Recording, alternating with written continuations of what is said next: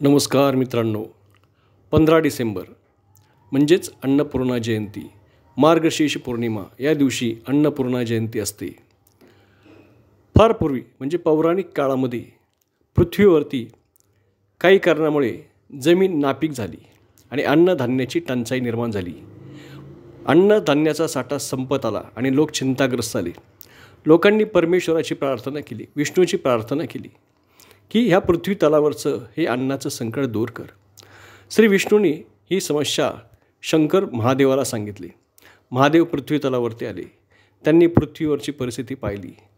त्याच वेळेस पार्वतीसुद्धा पृथ्वीवरती आली आणि त्यांनी अन्नपूर्णा मातेचं रूप धारण केलं।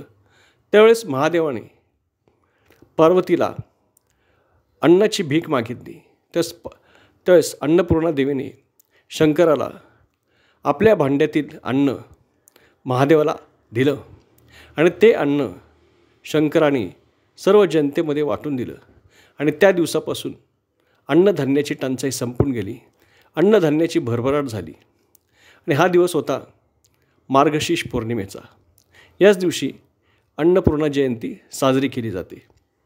या दिवशी सकाळी उठून शुचिर्भूत होऊन आपलं किचन स्वच्छ करावं, किचनची पूजा करावी, गॅसची पूजा करावी व देवघरामध्ये अन्नपूर्णा देवीला तांदूळाचं आसन देऊन अन्नपूर्णा मातेची पूजा करावी।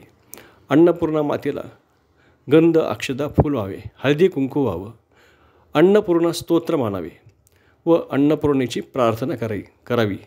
त्यामुळे आपल्या घरामध्ये भविष्यकाळामध्ये कधीही अन्नधान्याची टंचाई निर्माण होणार नाही, घरामध्ये सुख, शांती आणि भरभराट नांदेल।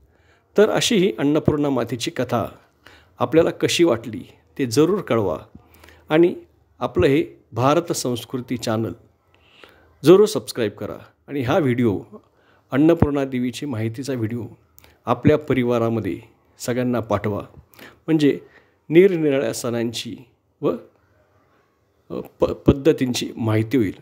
धन्यवाद।